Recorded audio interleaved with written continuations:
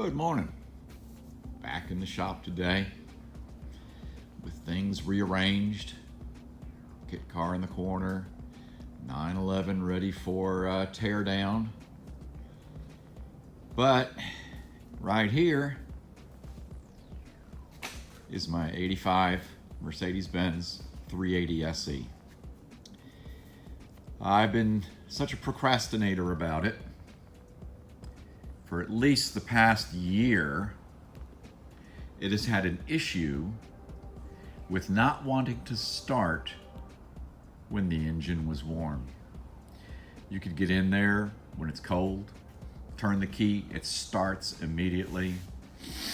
Go take it for a nice 15, 20 mile drive, shut it off, come back out 15 minutes later, turn the key, and it will just turn over and just turn over and turn over and not fire up.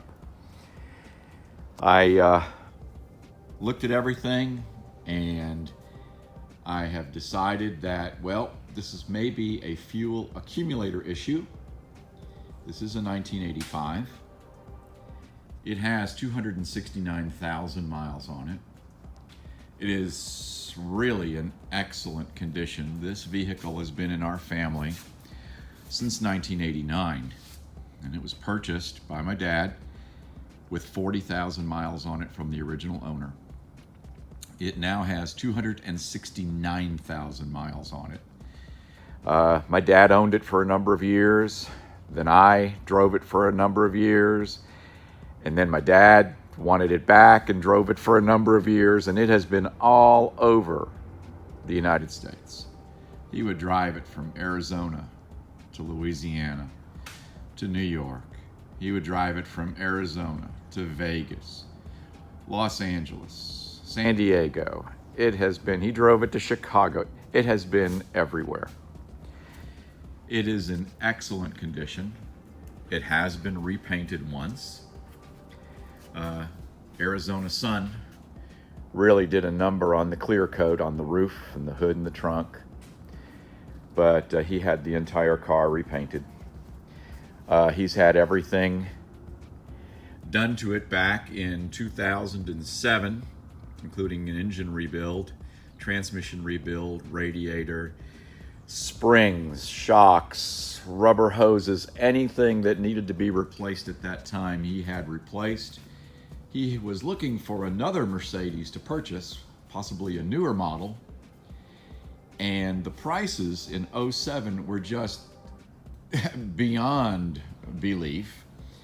Because in 1989, first of all, let's start. In 1985, when this thing was originally purchased by the original owner, it was $44,000. In 1989, when it was 4 years old with 40,000 miles on it, we purchased it for $20,000. In 2007, when my dad was looking around for another Mercedes, he wanted to see what was in there for the S-Class Benzes, and they were already pushing $90,000. And he said, no, I only spent $20,000 when I bought this. What have you got in that range? And he was being shown little C-Class Mercedes, which were both basically all plastic. And they just did not match the quality and the strength and the bank vault quality of his old S-Class. So he decided, well, I will mechanically have everything redone on it. And he did. And it cost him, I'm going to guess somewhere, I have receipts, and I believe total with paint and engine, transmission, I think he spent about $15,000 in 2007. And then continued on. And that's when the car had about 160,000 miles on it. Now we are Let's look at the odometer. We are at 269,231 miles. And she is in excellent condition. Always garaged. Palomino interior. Cabernet red. It has always had sheepskin seat covers on it. The back seat, just the smell inside of an S-Class is just incredible. And you can see these seats are just fine. This is when Mercedes built a vehicle to last. I have the car now. My dad gave it to me to become the caretaker about 6 years ago. He's 88 and does not drive much anymore. He still drives his little Honda Accord. Let's take a peek under the hood.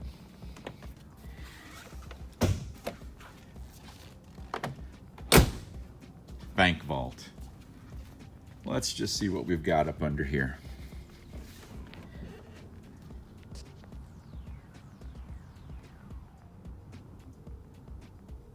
.8 liter V8, fuel injected. Clean as a whistle. My dad really took care of this. And I have been really taking care of it.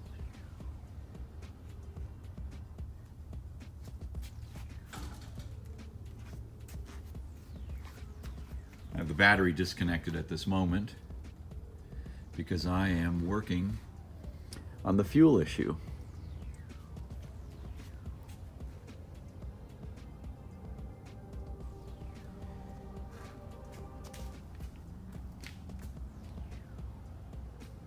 So pretty.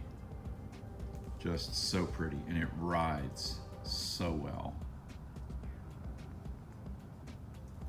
Not many electronics in this vehicle.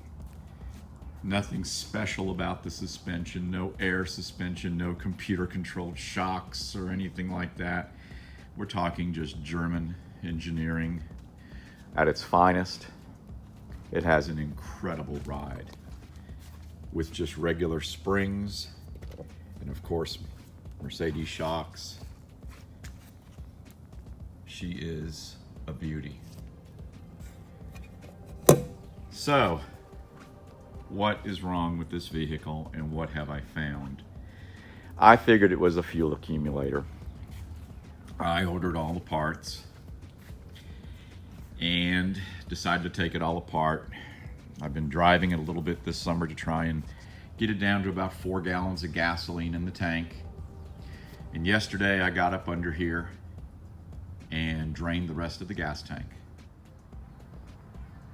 I have the bends up on ramps, and I'm up under the vehicle right now. And what we can see here, this is on the passenger side. There is a cover that will fit right here that covers the fuel pump, fuel filter, fuel accumulator assembly. The 2 hoses that have to be removed are, number 1, this hose here, which comes from the gas tank. It comes down into a fuel damper, and I'll show you that. You have 2 electrical leads for your fuel pump. Beauty about it is when you take these off, to know which terminal goes where, Mercedes made the terminals on the fuel pumps. One side has a smaller nut and the other side is a larger one. You cannot make a mistake by putting it back together wrong. There are 4 mounts. 1, 2, 3, 4, where the entire cradle sits up there. Also, off of the fuel filter, there is a line which goes from here, okay, down to the fuel filter, and then this leads to the engine, to the fuel injectors, okay? First thing I'm noticing up under here is, why do I have such a long, strange looking fuel injection hose here?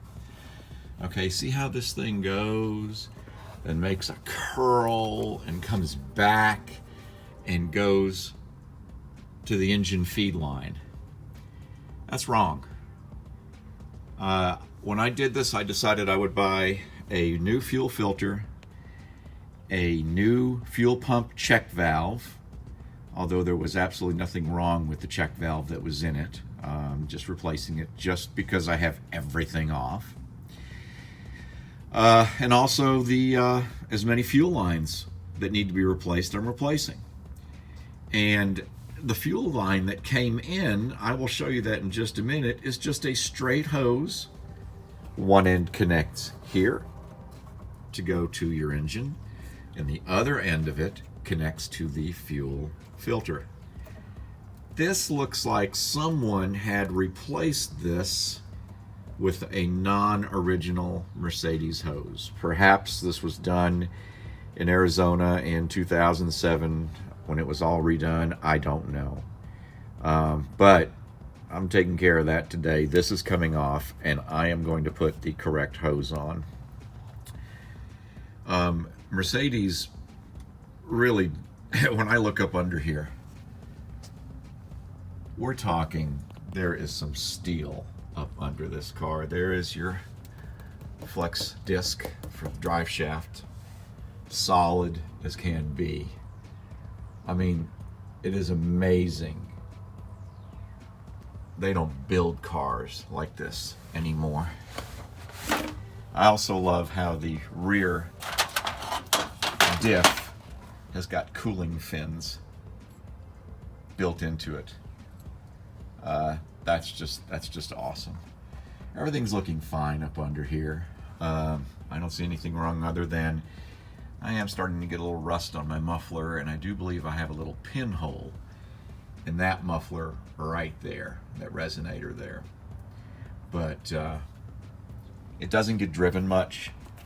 Specifically, it had not been driven much with the issue of not being able to restart after you run up to the store and come out 15 minutes later, and then she just will not fire.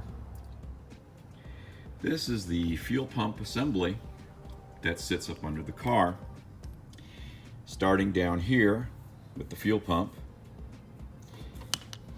you have a hard line that runs from fuel pump to fuel filter, to accumulator. So you've got fuel pump, fuel filter, accumulator, a hose that runs from the accumulator down to the fuel damper. This is what plugs into the hose that is coming out of the tank. And this is where the hose comes out of the fuel filter and goes to the line that goes to the engine. This is the correct hose. This end goes to the filter, just like that. This end is what plugs into the hose, the pipe that goes directly up to the motor. This is the correct hose. This is the length of it versus that 2-foot long hose that's been replaced up under there. And I am going to change that out and do it the right way.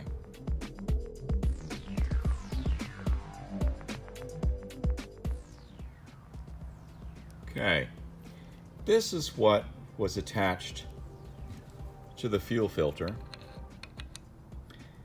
And then it was this curly steel hose, and this is what was attached to the line that goes up to the engine. And this is what is really supposed to be there. Maybe they just didn't have this hose when it was time to rebuild this, I don't know. I mean, it worked until it stopped working. And this was the old accumulator right here. And I'm hoping that at first I thought what was wrong was I had a bad check valve, which fits right there into the fuel pump. But when I took the old check valve loose from the fuel pump, when you would turn it like this with the check valve on there, no fuel was dripping out of here, okay? So when I loosened the check valve, of course, then the fuel flowed. So that's what a check valve does. So I really didn't need to replace that, but I did. The other thing that could have been bad was the accumulator. And that's what I'm guessing was wrong here. So many people have been reporting warm start issues on these S-Class V8s after years. And, well, accumulator is one thing. Also, leaky fuel injectors could be the other. But this thing idles and runs and drives so great, I just highly doubt that my injectors are clogged. I've been only using non-ethanol fuel. The fuel that came out of the tank, I mean, it was just as clean as can be. And while I was at it, I decided it's time for a fuel filter too. But yeah, I'm going to now put the correct hose, which attaches to there, and that attaches to the line that goes directly up to the engine. You can see the difference.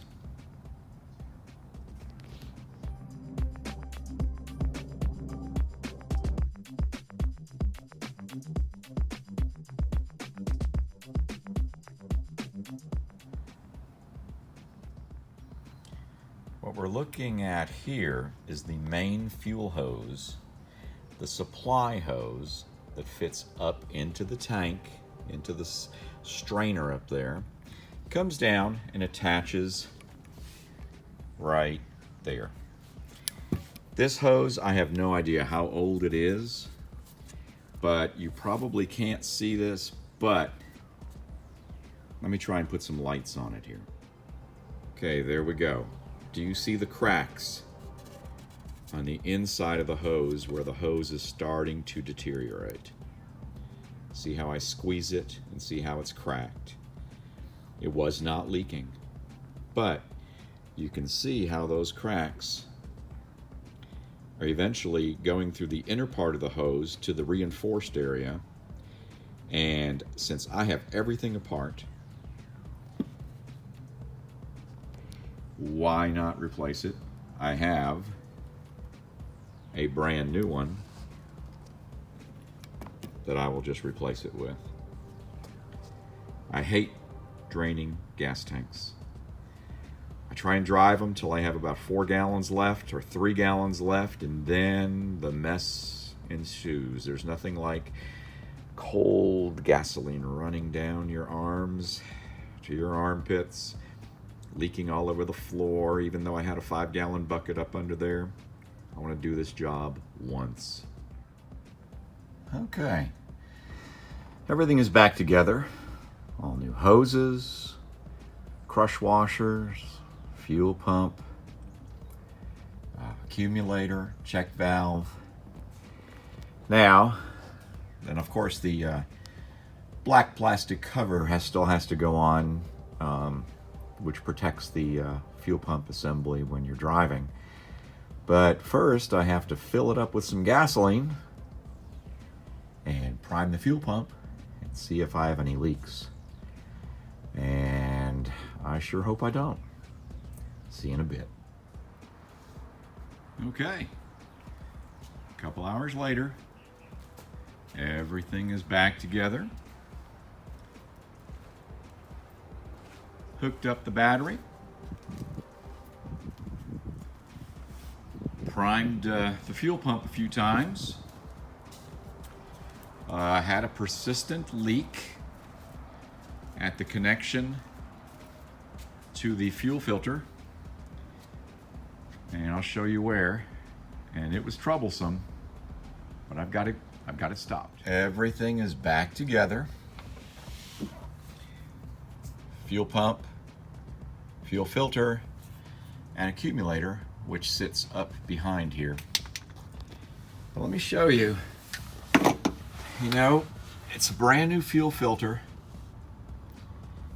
and new crush washers, and it would just continue to leak right there. And that's a 19mm banjo bolt, fresh crush washers, and it was just giving me fits. Finally got it to stop leaking, and everything is fine. Everything is hooked back up.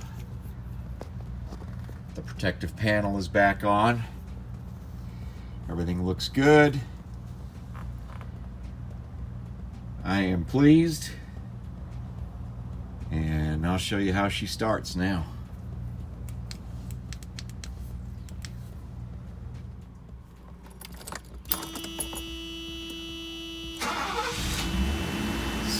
Sweet. So nice. I'm gonna let it run a little bit. Get it warmed up a little bit. Shut it off and see how she restarts. Because that was my issue.